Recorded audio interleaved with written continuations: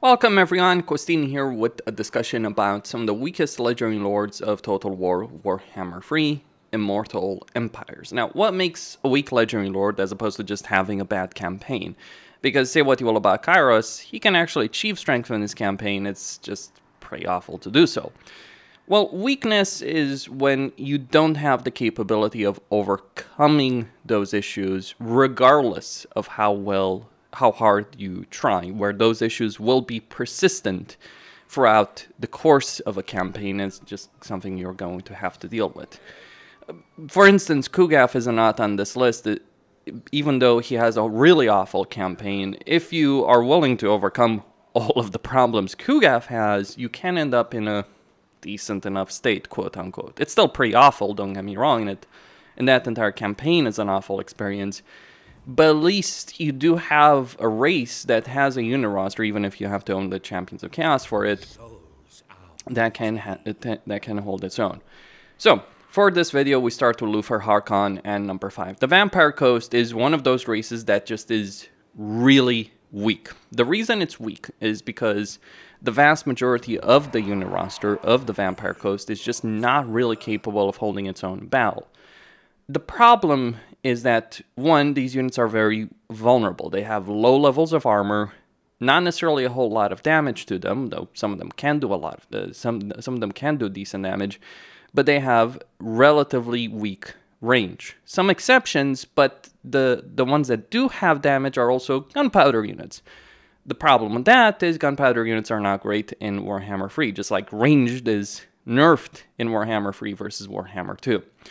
But on top of that, when you look at the Vampire Coast, you look at the way they're kind of meant to be played, they're really supposed to have a lot of these disposable troops and then some troops that are not so disposable. The artillery, for instance, is something that falls under that category, depth guard and the like.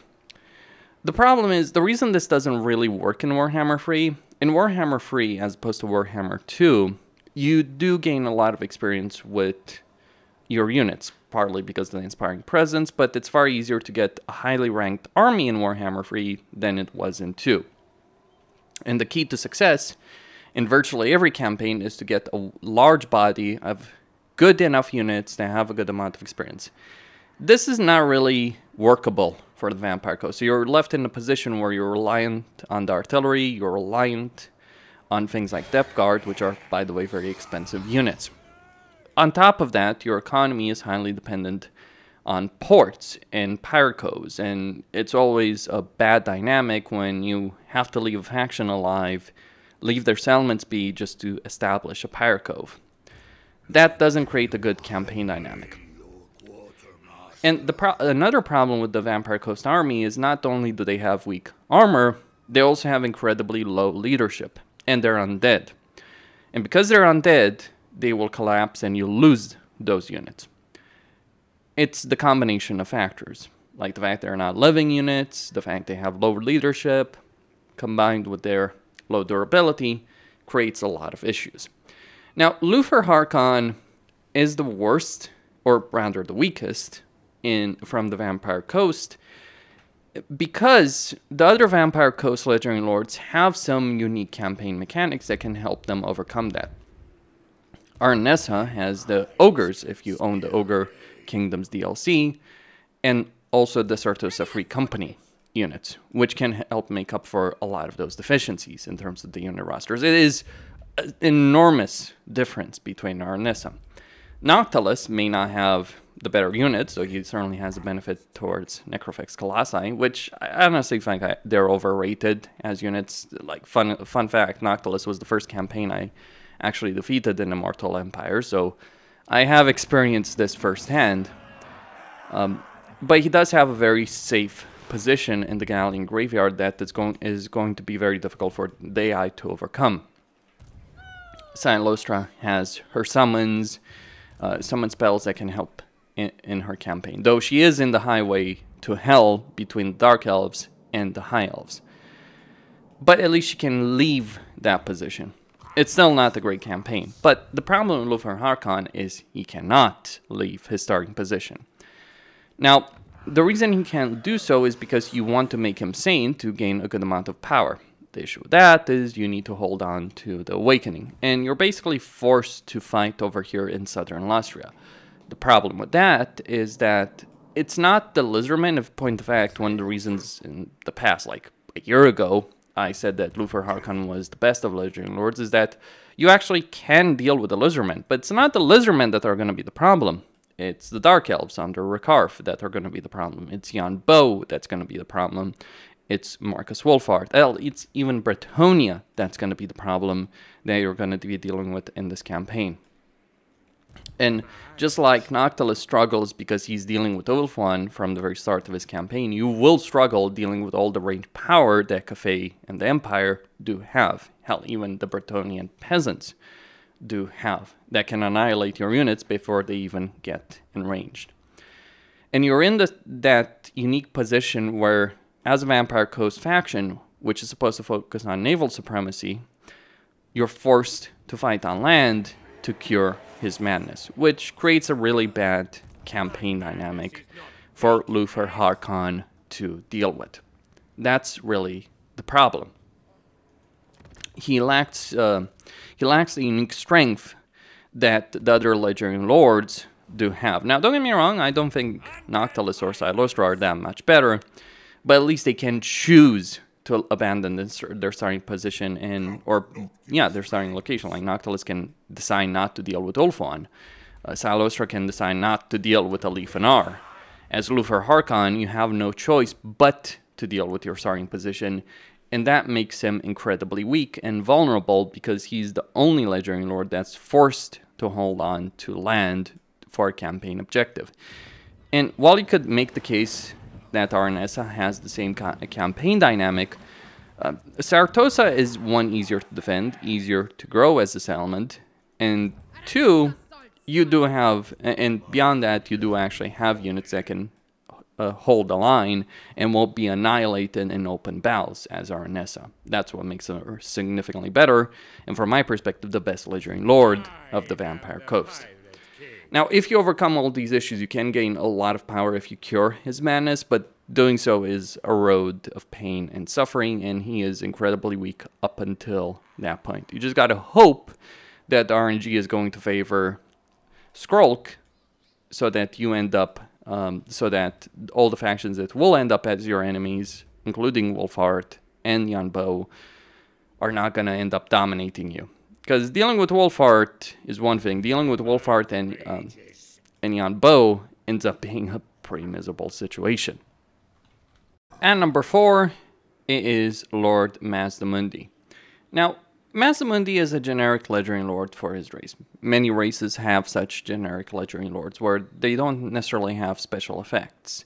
But the way this used to work in Warhammer 1 and 2, and crucially not 3, is that they had a simpler time in terms of their starting position. Like, compare Malekith to Morathi in Warhammer 2. Morathi had a far more complicated and harder starting position. She had potentially get more power than Malekith, but Malekith, because he had an easier time early on, he could achieve more practical power. That, of course, has been turned on its head in Warhammer 3 because of Creative Assembly's decision to balance things out to an extent. But this has left Legendary Lords like Mazdamundi, and not just Mazdamundi, in the dust. Mazdamundi in the lore is one of the most powerful beings in the Warhammer universe. You see this mountain range over here? He built that, and it's alive, just so you remember what we're talking about. He is that powerful. But let's take a look at what he has. He has a diplomacy issue, -10 with most factions. Construction cost, -50% for Star Chambers, and a right cost of -30%. The right cost might seem significant, but in reality it doesn't end up amounting to much because, well, rights do have a fairly long cooldown. So you might save a bit of money when you're casting it early on, but ultimately it doesn't really amount to much. Reducing the construction cost of Star Chambers by 50% is also not really worth it all that much. It's not like Star Chambers are incredibly expensive units. You do want to get them for the crew rank and for the hero crew rank, but ultimately it just doesn't end up amounting to much of a benefit. So you might as well not have any faction effects at all. Furthermore, when we're looking at his Lord effects, he does get the benefit to Temple Guard. So if you build an entire army of Temple Guard, yes, that might be very effective and worth the cost because you can maintain those cheaper than Saurus.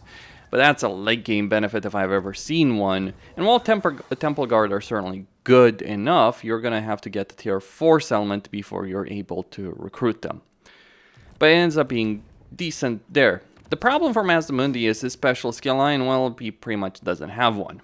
Or he has one of those, the skill lines that's only good for his army, and not even that great in his case. He does get a Winds of Magic benefit when increasing, like Winds of Magic Power Reserve, plus 10, minimum, Winds of Magic Power Reserve change plus 20% when increasing. He gets Banishment Spell, and he gets the Ruination of Cities. But that is it. He doesn't get faction benefits for his special skill line. And he starts in a pretty rough position having to deal with the Keepers of Bliss over here, who are, by the way, led by one of these Keeper of Secrets, which can defeat your army on its own. Then you've got Skeggy, which can also defeat your army in a straight-up fight, because the regular Saurus that you have in an early game are not quite capable of dealing with all of the issues. All of the power that they have. But even when you overcome these issues, you might think, oh, well, you can end up in a decent enough safe position. You can make a deal with Morathi. You start with a non-aggression pact with Morathi. You can conquer down south, deal with all the factions. The problem is, you just don't have anything special going for you, and as a result of that, you're incredibly weak. The Lizardmen aren't a horrible race, but they're also not a great race. And the Lizardmen get carried in campaigns like Rakkar or Gorak or Axiatl by the power of the Legendary Lords. Whereas Mazdamundi just doesn't have that kind of power in his campaign. And that's what he would need. Like, you look at Lord Croak. Lord Croak is a monster in battles. Mazdamundi is not a monster in battles, and he doesn't have the faction effects to really make up for his deficiency in battles either, which ends up creating a significant number of issues in his campaign that you do need to then overcome.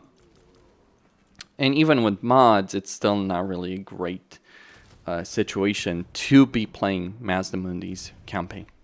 That's the essence of it. Like, he's got really not much special going for him. It was worth confederating him, to be sure, to have him lead an army, though keep in mind that army is going to be more expensive. Like, when you're looking at the Lizardmen, you want Saurus Oldblood, and the reason you want Saurus Oldblood is because you want to use Saurus, and Saurus have one particular benefit. Saurus Oldblood have the Blessing of Quetzal, which gives them minus 20% upkeep for Saurus Infantry and Temple Guard unit. And while certainly Mazdamundi can work with the Temple Guard army, so he's absolutely worth confederating without a doubt, he is not worth playing in his campaign. You might think it's a safe starting position, but the campaign potential for Mazdamundi is severely hampered by the issues he has to deal with because he's just not special as a Legendary Lord. At number 3, we have Karl Franz of the Empire. Now, if Karl Franz was the kind of Legendary Lord you just confederate and use, he would actually be decent enough. He's a decent melee combatant, his skill line isn't awful, he can replenish in foreign territory, he gets benefits to Reiksguards, Greatswords. While the Reiksguard benefit doesn't really matter, the Greatsword benefit is pretty solid. So you'd think he's decent enough. The problem is that even though he has quite a few benefits on the faction level, the Lord Recruit rank, campaign movement range, further Lord Recruit rank, and unit experience, he also has 2 things in his campaign that severely limit him and make his campaign far worse to play and significantly weaken him at the same time. The first one is climate. Karl Franz is surrounded by temperate climate and mountains, but the mountains are unpleasant. This is one of the key differences between him and Gelt, because Gelt can take the mountains, which is actually quite important when you're limited by the second mechanic that Karl Franz and Gelt do share, and that is the Imperial Authority.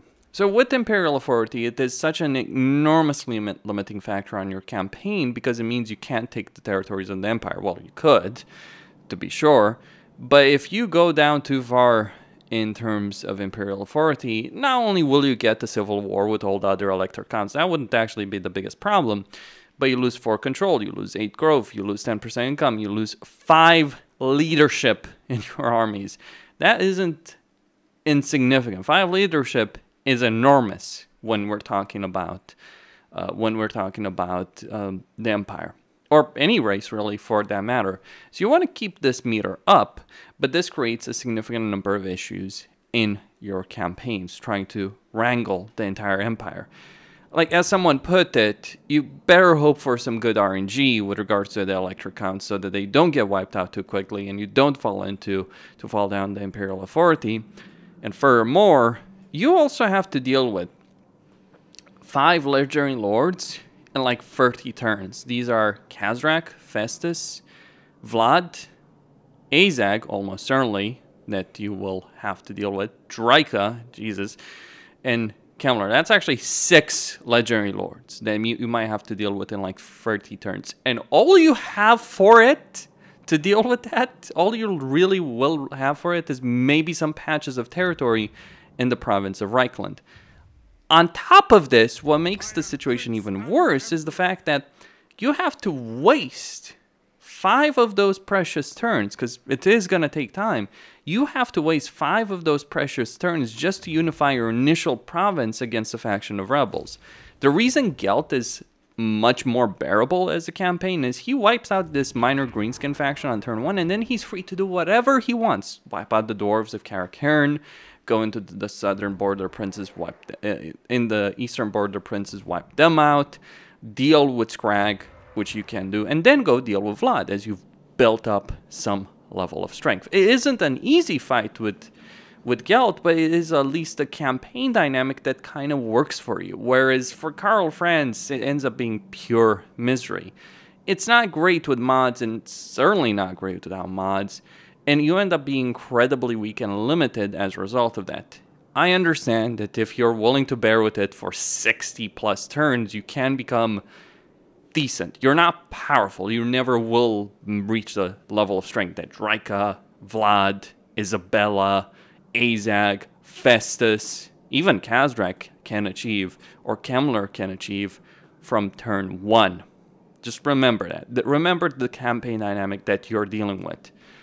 I don't know how, I'll be honest with you, I don't know how Creative Assembly should rework. Maybe some political system with the electric counts, maybe buffing them up so that the AI is just not steamrolling them, because the Creative Assembly could certainly buff up all the electric counts, or maybe just a complete reform of the system. But as it currently stands, the system of imperial authority, the climate limitations, and the various limitations you do have in a campaign combined with the foes you are going to have to deal with the campaign make Karl Franz an incredibly weak legendary lord.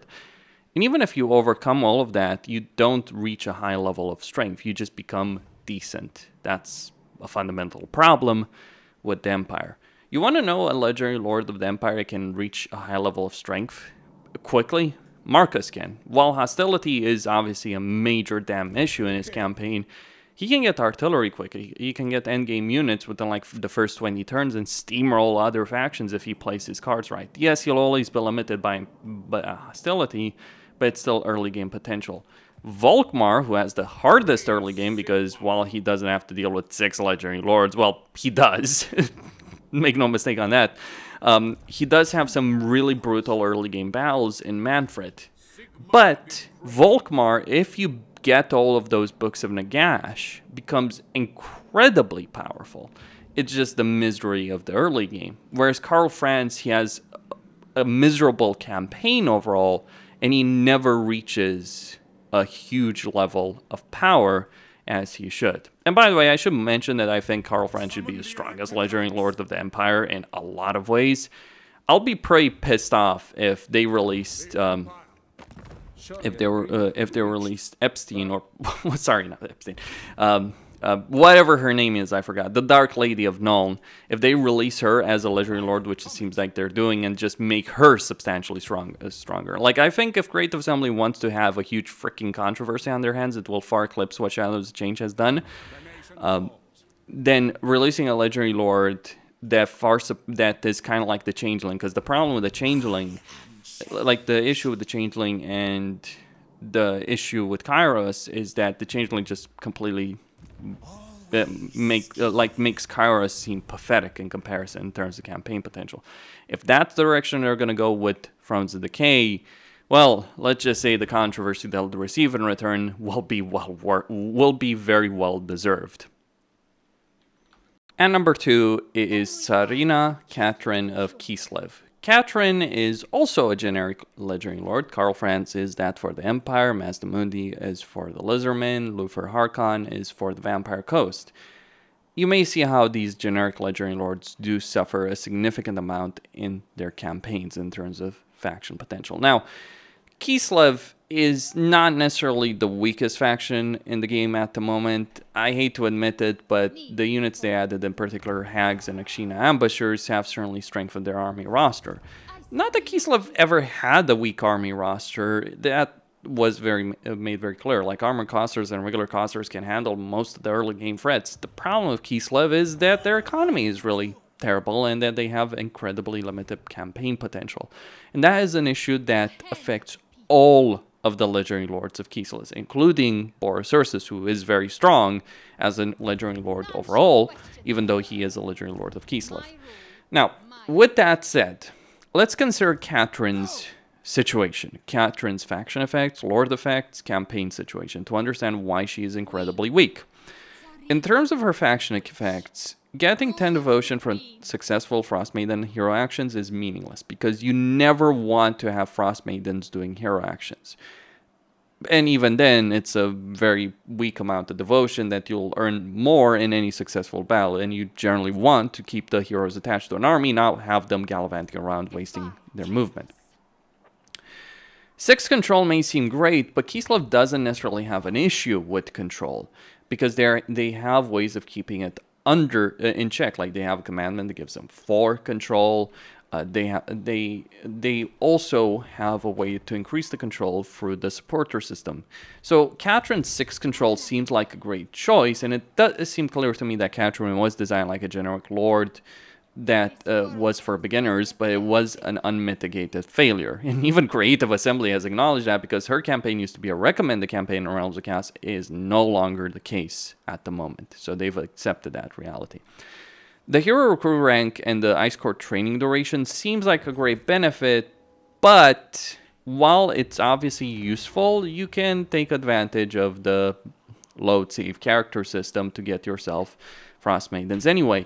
And the reason it's not such a great system is what's missing here for Katarin in either her faction effects or her Lord skill line is capacity for heroes. If she had more of these Frost Maidens in her campaign, it would be a worthwhile benefit, but without being able to recruit a large number of Frost Maidens and having to wait a lot of turns regardless of that fact, like, yeah, oh great, I can recruit them in 6 turns as opposed to 8. A lot of things happen in 6 turns, and as I stated, it makes the whole system is meaningless because of the load hero mechanic that Creative Assembly implemented. You can consider that an exploit. I don't think that should be qualified as an exploit. An exploit is raiding a cafe, like making 100k from a caravan, for instance. That's an exploit, if you will. Now, what also makes Katarin worse is not only her faction effects not really that great, but her Lord skill line is also not that great. She gets a minus 50% upkeep for Ice Guard units. Her miscast base chance is useful, to be sure. The corruption benefit is meaningless, but that minus 50% for Ice Guard is not really as meaningful as you might think. While it certainly allows you to maintain large numbers of Ice Guards are not units you want to mass. The worst thing you can actually do in Katarin's army is you might think, oh, I can make a good army by just economic army by just getting a significant number of Ice Guards in that to maintain them cheaply. The problem that Ice Guards are just basically good against demons. They won't handle like heavily armored units. They lack armor piercing. It isn't a great army. I've played with that army before, and I've gotten burned. There are much better armies that Kislev has, be it the combination of Tsar Guard, Akshina Ambushers, or Streltsy before the DLC, sleds that you could use in your campaign, like heavy war sleds. all those kind of things. You want some Ice Guard, but you certainly don't want an entire stack of them, which is why that benefit, while certainly not meaningless, is not as important. Then we have to look at Katarin's skill line. She lacks the melee skill line. Her magic is not the greatest. If you're playing battles with Katarin, you don't want to waste your Winds of Magic on her spells. What you want to do is get the Frost Maiden, attach it to her army, and use the spells with that. That does free you up to use to spend the skills like in the blue skill line, but it just means Katarin is useless in combat because she doesn't have the melee skill line. If she did have the melee skill line, she might be better, but she's still a very weak lord in melee because she's a caster lord with weak magic. That's not worth using. On top of that, her special skill line that she has, Ice Mistress, is a pathetic benefit. You know who's a powerful caster lord? Drazov is a powerful caster lord because he has a significant Winds of Magic cost benefit to his crucial spells. She gets a 10% Winds of Magic cost reduction and a -1 for Crystal, Sanctuary, Death Frost, and Heart of Winter, but it ends up going from from a spell that costs 24 to 23, and of course you get that 10%, so what you're looking at, 21 from 24, isn't really a great benefit when you're looking at it. Yes, you can get some benefits from Embodiment of Winter, melee defense, leadership, etc., but it doesn't end up being really that strong. As for the Con Queen, let me say it bluntly, 10 diplomatic relations and control to 1 provinces as Katarin is pathetic. 2 devotions is not, but yeah. Boris Ursus has substantially better benefits. The only thing that's worth it in Katarin's entire skill line is the Shield of Ice, which gives her entire army 8% ward save. But that's it. That's the only thing that's useful. She's not great in battle. She's not great on the campaign map. And even worse on the campaign map, she's incredibly limited by the supporter systems because she can't confederate Constantin until she gets 600 supporters. Furthermore, she can't achieve her campaign victory, short campaign victory condition, which you can do like turn 40 or so, maybe earlier as Boris Ursus. She can't achieve that until she gets 600 supporters, which can take you 70 plus turns, even if you're min-maxing the crap out of it by going full on with Urson. The supporter systems create a lot of issues. It's basically a question of Kastaltin versus Katarin. The reason Kastaltin is better, he starts with the tier 2 settlement in Castle Alexandrinov. He is in a position to deal with Azazel and Frat pretty quickly in his campaign. He has melee benefits for Kossars that you will want, including armor Kossars. He starts with the Patriarch. And while in Realms of Chaos, Kastaltin was substantially weaker than Katarin because he didn't start with any of the special cities, he only had minor settlements, that situation has changed dramatically in Immortal Empires. Erengrad is a much better city than Kislev is. Like, the effects from the structures are just better. The only one that's really worth using in Kislev is the Boka Palace, which gives you the ability of recruiting Ice Guard at tier 4, but again, it's not... and Tsar Guard at tier 3 with the benefit of devotion and upkeep benefit for Ice Guard. But honestly, you can recruit Tsar Guard at tier 3 regardless, so it doesn't end up being all that important. And also, Kastaltin, unlike Katarin, doesn't have to deal with Draika and Azag, which is always the threat, because as Katarin, you have to deal with Frat and Azazel regardless, but you also have the added benefit of having to deal with Draika and Azag, maybe even the Changeling and Vlad in a campaign. So it ends up being a complicated situation, and you don't necessarily have the tools to succeed. And this campaign has been one of the worst in the games, and certainly one of the weakest Legendary Lords in the game since Immortal Empires came out. And Creative Assembly has not necessarily done Katarin any favors. They removed the mammoths from the initial armies she was dealing with, but that's basically all that they've done. Well, they gave her Zavastra now with the barracks. That's great. But the way they've positioned her, I might add, she actually needs to win that battle and get a Room Marcher to be able to claim a settlement on turn 1. If you don't have that, you won't be able to do so. It's a mess, suffice to say. And finally, at number 1 as the weakest Legendary Lord on this list, and the one who overwhelmingly won in the poll that I did, it is honestly a bit ridiculous when you see some of the results in some of these polls, is Greasus Goldtooth. Now, I'm not quite entirely certain I would disagree with the poll result. I would certainly argue that Katarin is a lot closer than Greasus on the list, but there's a lot of reasons why Greasus makes the cut. In terms of his faction effects, the 50% come from trade tariffs is decent enough, as is the 25% unit mass, especially because ogres do heavily rely on getting a lot of charges. Though, considering the fact you can use meat before the battle, it is not necessarily quite as important, but obviously a nice benefit. The diplomatic relations with ogre kingdoms is meaningless because you don't want to engage in diplomacy with ogre kingdoms. In fact, you want to wipe them all out with military force. The worst thing you can ever do in a campaign when you're playing the ogres is ally other ogres. Because one, it's quite likely other factions will see them as easy targets because they are, and that might entangle you in a fight that you want to avoid in a campaign. And while you can certainly confederate, it does have its issues. Now, Greasus, in terms of lord effects, he does get 50% income from sacking and looting settlements, which is a strong bonus. 50% upkeep benefit for Iron Guts, which is also a strong bonus, because you do want to ultimately make Iron Guts in his army. And being able to maintain them at the same price as regular Ogre Bulls is a pretty powerful benefit. Here's the problem, though. While Greasus has decent enough lord effects, many of his special skills are pretty damn worthless. Tribe Stealer, yes, melee attack and weapon strength when fighting against ogre kingdoms is okay enough, but again, it's not really the ogres that are going to be the big problem in your campaign. The armor and leadership for his army, as well as the casualty replenishment for Tyrant, as well as recruit rank and local recruitment capacity, is really solid, as is the ability of getting the best camping, and bigger and stronger for the weapon strength of ogre bulls.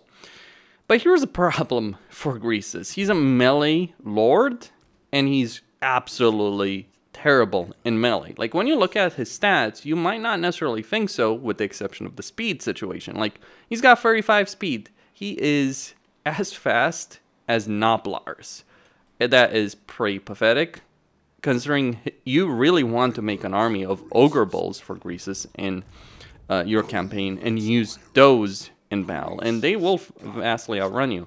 Also, because he's on his mobility scooter over here, his actual usefulness in battle is as limited as a chariot.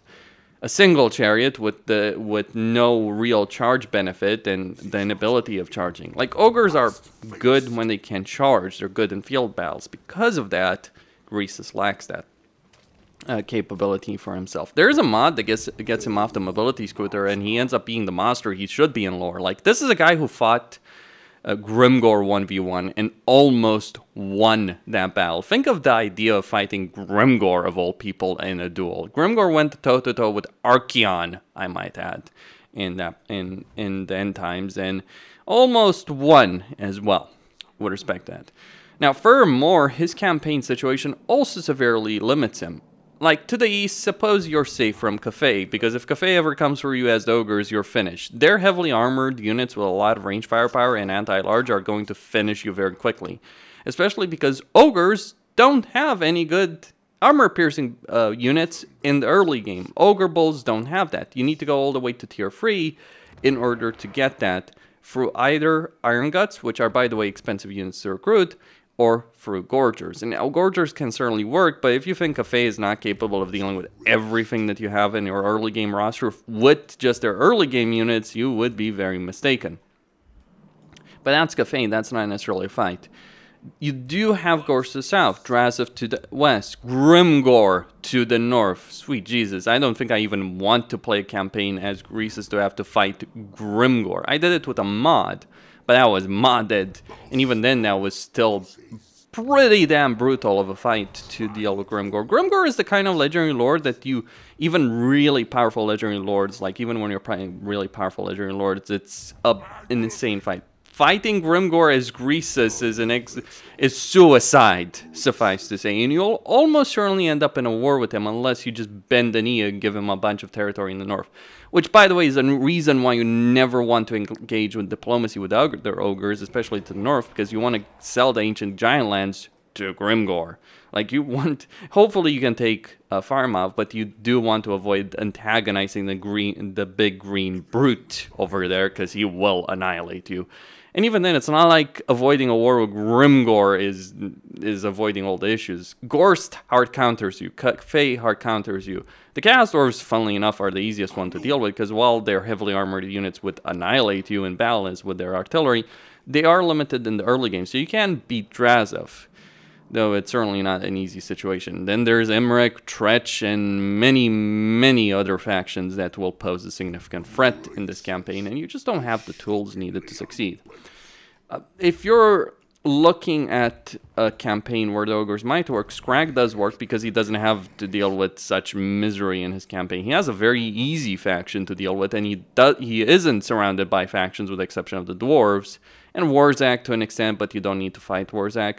He isn't surrounded by factions that will hard counter him. In fact, he can just march all over here in the Empire and annihilate them in open field battles and make that campaign work.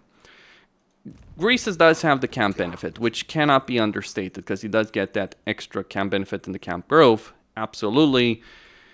But boy, is he weak. It's a combination of like just the Ogres having a lot of issues, Greasus not being that great in battles himself personally, and not really have, like, his kill line does leave a lot to be desired as well. Some good things, absolutely some really good things, but also a lot of lackluster things.